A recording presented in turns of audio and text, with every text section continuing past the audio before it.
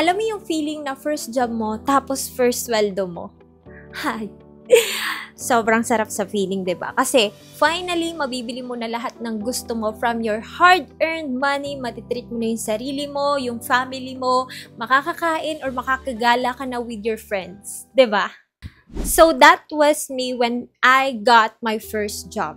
So para sa mga hindi nakakaalam, yung first job ko is sa call center. So naging call center agent ako. And I'm doing that habang sinasabay ko yung pag-review ko sa CBRC.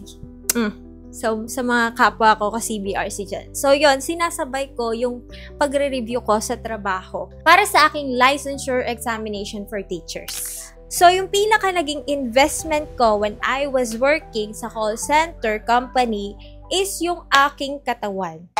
Yes. So, tumaba ako ng 10 kilos. So, from 41 nung pumasok ako to 51 nung lumabas ako. Bali, saktong 1 year lang ako sa call center. So, ganon yung naging weight ko. Ganon kabigat. Siyempre, yung habit ko kasi, like, every time na sisweldo, kain tayo sa labas. May time nga na sa isang week, punta kami sa inasal. Like, 3 times a week inasal. Tapos nakaka 3 to 5 rice ako. So, ganun. Like, parang hinil ko yung inner child ko. Kasi natatandaan ko, nung una akong bumili ng pagkain sa Jollibee, ay nung college na ako. Kasi wala kami nun eh. 'Di ba? So, parang iginagapang lang yung pag-aaral ko hanggang sa makatapos ako. Tapos yun, nagsikap naman ang babae.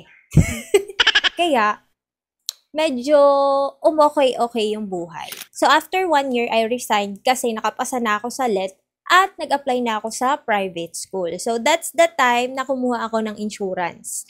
So, paano ako nakakuha ng insurance? Actually, wala akong idea about this nung una. Until kakakulit lang din sa akin ng FA ko, napao niya ako na maiupo niya ako sa isang FNA session or yung financial needs analysis. And after that financial needs analysis, madami akong naging realization sa sarili ko. And that's the time na nagtipid na ako. Ako kasi nung una, nung nasa call center pa lang ako, all out.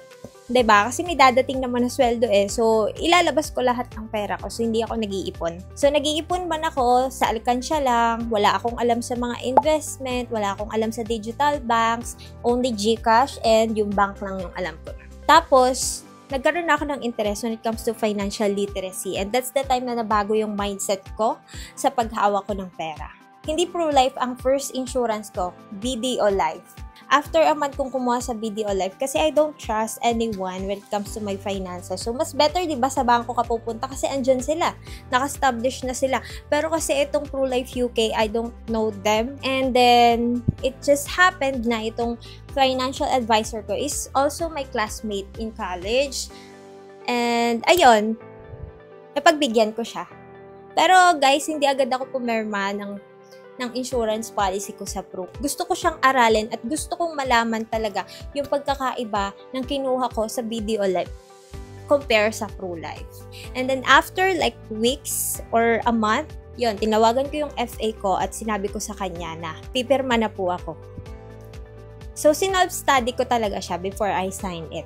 Tapos ngayon, I realized na yung pagkuha ko ng insurance 7 years ago, nung 21 years old pa lang ako, sobrang laki ng naging impact niya sa kung ano ako ngayon. Bali, ang kinuha ko pala is insurance with investment component. So, parehas sila ng sa BDO Life at sa Pro-Life UK, but they have different terms at yung premium, magkaiba sila. So, sa pag-start ko ng insurance at early age, tinuruan niya ako na mag-save consistently at maging responsible sa finances mo. Kasi kung hindi ka maghuhulog, masasayang, 'di ba, lahat ng inihulog mo nung una. So, that's my thinking, that's my mindset.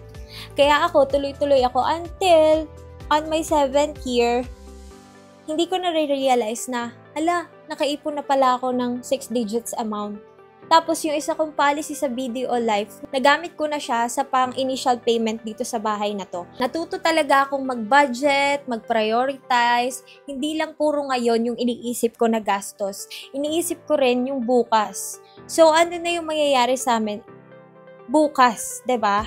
At ngayon, masasabi ko na maaga akong nahasa sa pagiging financially mature dahil sa insurance. Kaya kung ikaw, kakastart mo palang magtrabaho, sobrang perfect timing to start your financial goal. And promise guys, your future self will thank you.